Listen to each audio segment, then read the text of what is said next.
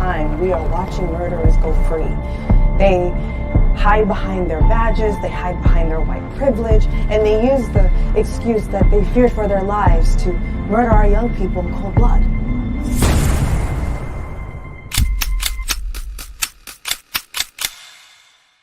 It's done.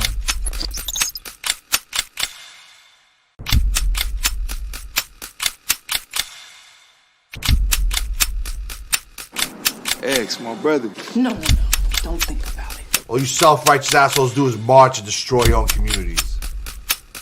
Killing me won't change a goddamn thing.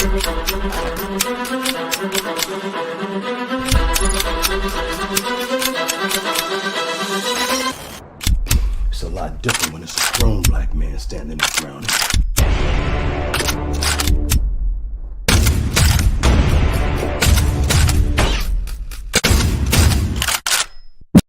Barbershop conversation, guys. Feel free, hit the subscribe button. Live from the Hawthorne Estate, man. I'm never gonna not say that, man. If you come where I come from, man, I fucking got an estate, dog. I got a mansion on an estate.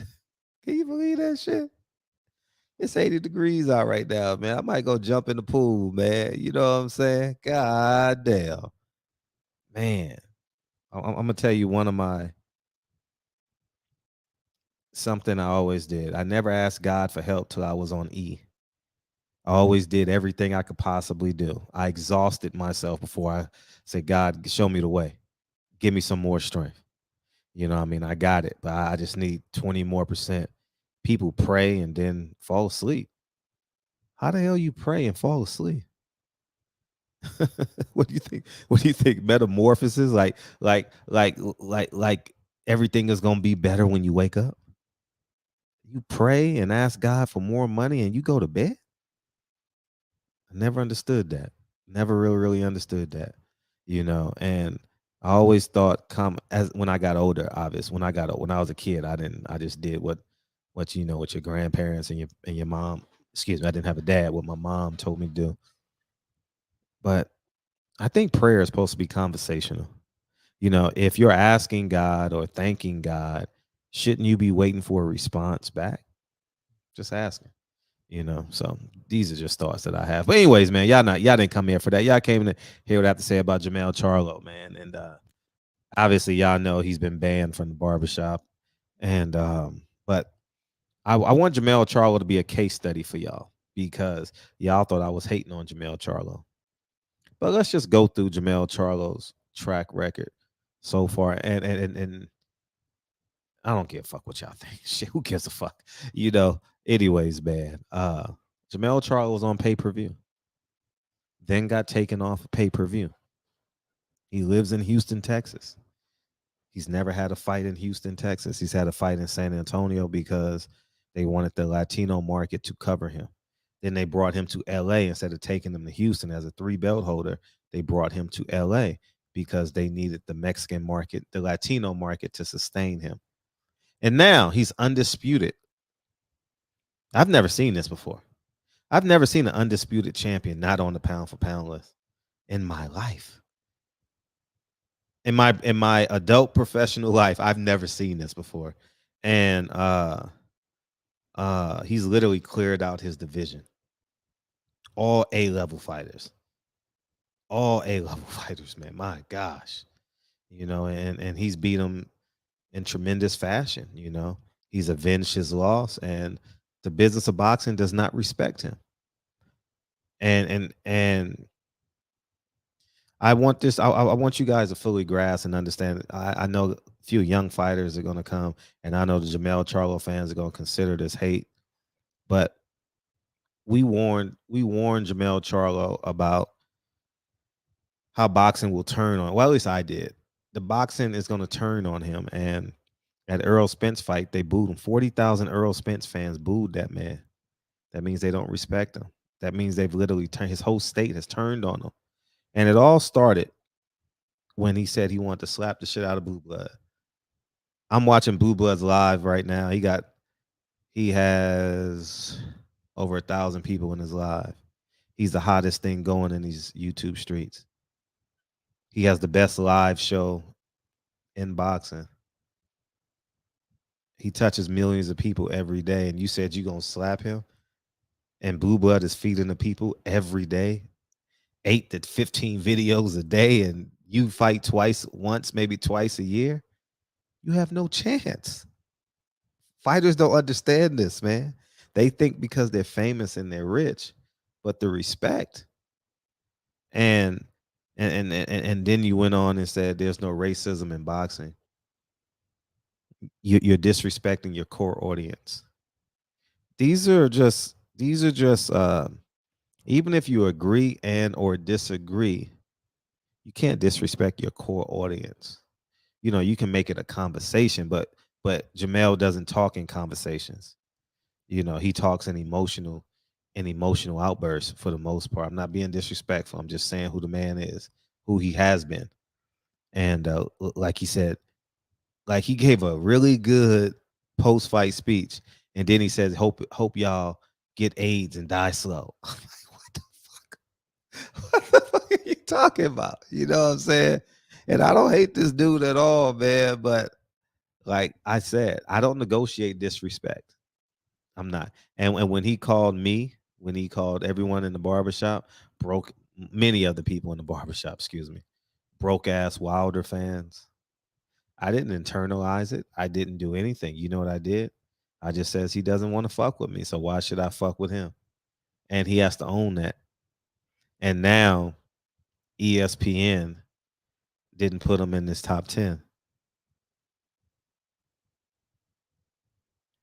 And you know what that means? The only way he can get the recognition that he desires is from people that are on YouTube that he disrespected, that he's never done interviews with.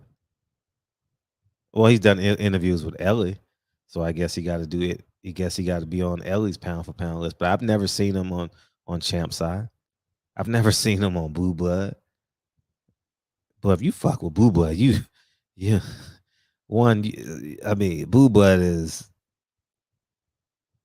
How can you go like seriously? Like you go against Blue Blood just from a character standpoint. I think there's something that should be fixed. And two, the man's numbers are off the chart. You can't fuck with him. You can go live as much as you want. You can fight as much as you want. You can't fuck with Blue Blood. Blue Blood is running these boxing streets right now. Him and Champ Side a tag team, and you got to respect that. You understand what I'm saying? And it's a beautiful thing to see. You know what I mean? And fucked up royally. I'm gonna say, Jermell, you fucked up royally. You should have listened to me and got a PR person. You should have got a street team, because when you just went out of your way to disrespect Wilder, and Wilder has the entire audience on lock, at attention, whether they like him or hate him or dislike him, they wait for Deontay Wilder to move. That's just par for course. And that's why I always tell people, you never disrespect your enemy that works at McDonald's, because there's 500 other thousand people that work at McDonald's. You know what I'm saying? You never ever call with your broke ass, you bitch, you broke ass bitch. You say that, right? But there's a lot of other people that are broke. But I know we don't think in those terms, and a lot of times it gets overlooked. But the people that it affects, that are in those circumstances or in that position, excuse me, it may not be a circumstance. I didn't know I was poor until I got to college. I'm like, shit, damn, I ain't had shit.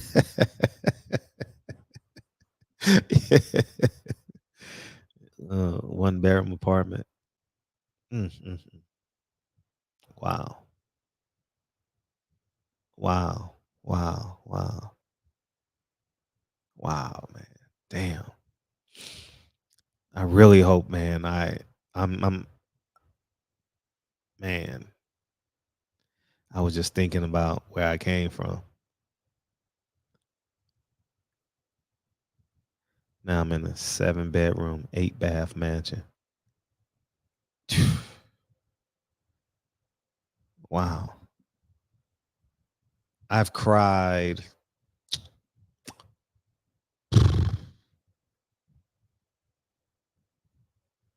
Moved in last week. I've cried maybe 10 times. Not boo-hoo crying, but shed a tear. I was driving back today. I was going to pick up the food. And I just started crying. You know, you're driving through the neighborhood and you're just in reflection mode, man. No graffiti, no helicopters, no police chasing, no sirens. I live behind the gate. It's not bragging. Some people may think it's bragging. It's okay. You're going to hear it. Wow. Wow. Wow. Wow. Wow. Anyways, man, I appreciate y'all. Jermell Charlo, man. I don't know what you're going to do. Now, Jamal Charlo done missed out on a date. He looked like he was inebriated. In the last video I saw was on Fight Hype. He looked like I don't know. You know, he didn't give a statement about his back injury, and he didn't postpone. He didn't say no. I don't know. I don't follow him on Instagram, so I don't know if he did or didn't say it. But I know if he did, it would have got reposted or something. But he didn't apologize to his fans about his back injury, and he came off and said "fuck Oscar," boom, some shit like that. You know. So, anyways, he was kind of incoherent, so I didn't. So I don't know. I cut it off for like 45 seconds. To be honest with you. So, but getting back as I digress back to Jermell, the word of the shop, digress. Now you see what it cost you. You know, and let this be a lesson learned to the current fighters and the younger fighters and the amateurs. Respect your fan base and focus on building your fan base, not separating yourself from your fan base.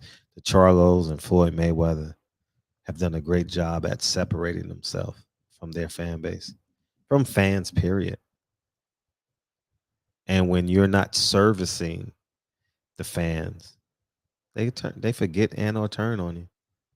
You got to give them something in return if they don't like you. But when you're not giving them anything, then they just go find somebody else because it was no genuine love. They didn't genuinely honor you. So, anyways, man, this video is 5 minutes long. I thought it was gonna be, but anyways, man, Checks and Balances is out, man. You guys see it at the bottom of your screen. Film of the year, the most important film you're gonna watch in a long time. It's gonna store up great conversations, and thank you guys, man. Thank you guys. I know I'm a little bit different, and yeah, man. Barbershop Conversations, man. Feel free, hit the subscribe button. And I'll talk to you guys soon. Peace, guys.